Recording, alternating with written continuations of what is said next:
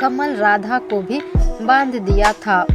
उसके बाद जो कुछ भी हुआ था, ये बात तो आप लोग जानते ही हैं कि कैसे तीनों के बीच की बहस और लड़ाई हुई थी, जो कमल राधा को रेप करने तक की भी बात बोल दिया था। रेप की बात सुनकर राधा और रूपा बहुत घबरा गई थी। दोनों लड़की पसीने से पानी पानी हो गई थी। रेप एक ऐसा शब्द है जो ये शब्द जिस किसी के नाम के साथ जुड़ जाती है तो उसकी जिंदगी जीते जी नरक बन जाती है। ये समाज बलात्कार को समाज और कानूनन एक बहुत ही जघन्य अपराध के श्रेणी में रखा गया है। इस अपराध को करने वाले के खिलाफ बहुत सख्त कानून बनाया गया है और इसमें सख्त से सख्त सजा देने का प्रावधान भी किया गया है। इसके अंदर सजा आजीवन जेल में रहने से लेकर फांसी की सजा भी दी जा सकती है। आइए हम लोग अपनी कहानी की ओर बढ़ते हैं। कमल का हौसला अब ज्यादा बढ़ गया था। वो दोनों लड़की पर कंट्रोल जो कर लिया था। राधा और रूपा अपने ऊपर से रस्सियों के बंधन से छूटने के लिए हाथ पैर तो नहीं मार सकती थी क्योंकि बंधे हुए थे। बस अपनी ताकत लगाकर कसमसाने से ज्यादा कुछ नहीं कर पा रही थी। देख, तेरी ना करने की जिद ने तुम्हें कहाँ लाकर खड़ा कर दी है।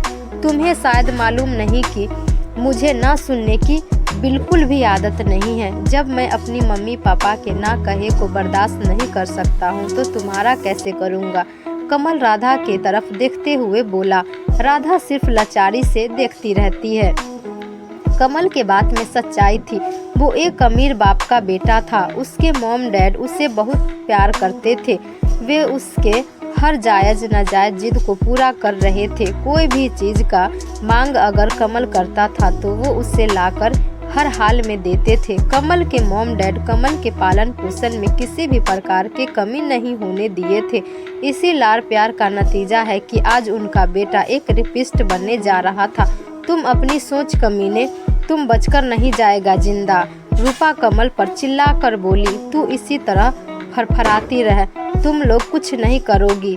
कमल रूपा से बोला और राधा की तरफ बढ़ा और उसकी गले में बाँह डालकर अपने दूसरे हाथ से उसके गाल गर्दन को टच करते हुए हाथ नीचे की तरफ बढ़ा दिया था। ये देखकर रूपा को बहुत गुस्सा आ रही थी। वो कमल को कच्चा चबा जाना चाहती थी। रूपा सोच रही थी अगर अभी वो बंदी नहीं होती, उसके हाथ पांव खुले होते तो वो कमल को अच्छा खासा सबक सिखा सकती थी। बंधे होने से वो अपने आप को बहुत ही लाचार और मजबूर फील कर रही थी। वो यहाँ से निकलने का मन में तरकीब सोच रही थी। रूपा को आभास हो गई थी कि रूपा राधा कमल के अलावे भी क्लास में कोई मौजूद है, मगर कौन? वो सोची कहीं कमल और लोगों को तो नहीं बुला रखा है हम दोनों से अपनी बेइज्जती का बदला लेने के लिए। वो क्लासरूम के चारों तरफ अपनी नज़र घुमा के देखने लगी थी। रूपा फिर सोची अगर कमल किसी को बुलाया होता तो वो हम लोगों के सामने लाता हमसे बदला लेने के लिए। फिर मन ही मन बोली नहीं नहीं, शायद हमारा वहम है। और कमल किसी को भी बुलाया होता तो छुपने को थोड़ी ना बोलता। रूपा राधा के सामने थी पर कुछ दूरी थी और बीच में कमल था। अगर रूपा राधा को कुछ बताती कि उसने क्या महसूस किया है तो उस बात को कमल भी सुन सकता था। इसलिए रूपा कुछ नहीं बोली और सोची कोई तो है पर कौन। रूपा अभी ये बात सोच ही रही थी कि तभी कमल राधा को कसकर पकड़कर अपने सीने से चिपका लिया था और अपना चेहरा राधा के चेहरे के सामने ले जाकर राधा को चूमना चाह रहा था। कमल का मुंह राधा के मुंह से सटने ही वाला था कि तभी एक साथ दो मुक्का कमल के दोनों जबड़े पर पड़ा। हमला अचानक हुआ था। मुक्के के थ्रो इतना जबरदस्त था कि कोमल के बत्तीसी हिल गया था।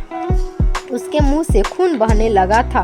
वो समझ नहीं पा रहा था कि उस पर हमला कौन किया था, जबकि वो क्लासरूम के दरवाजे को लॉक करके रखा था। तो बाहर से कोई कैसे आ सकता था? सवाल ही नहीं पैदा हो सकता है कि कोई बाहर से आ जाए क्लासरूम के अंदर। उसे अच्छे से याद था कि जब वो दोबारा वापस क्लासरूम में आया था तो दरवाजे को अच्छे से लॉक किया था।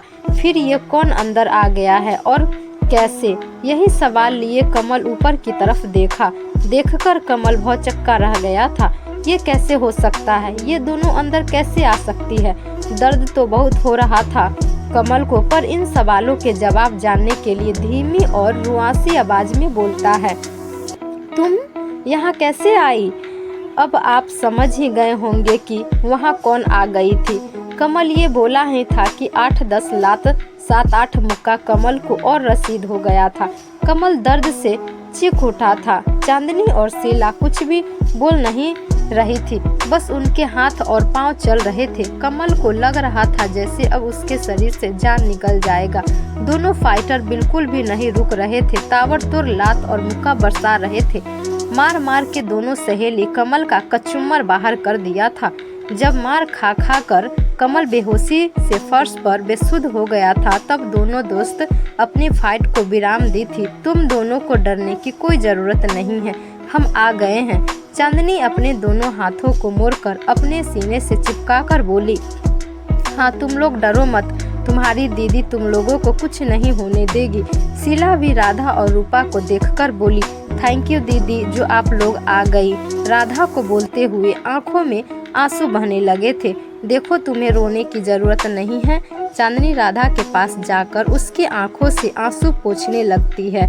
हाँ बहन, अब रोने की बारी उनकी है जिन्होंने तुम्हारे आंखों में आंसू दिए हैं। चुप हो जाओ राधा, शीला बोली और दोनों को बंधे रस्सी को खोलने लगती है। पढ़िए अगला भाग में कहानी और भी मज़ेदार होने वाली है। कहानी पसंद आए तो लाइक कमेंट शेयर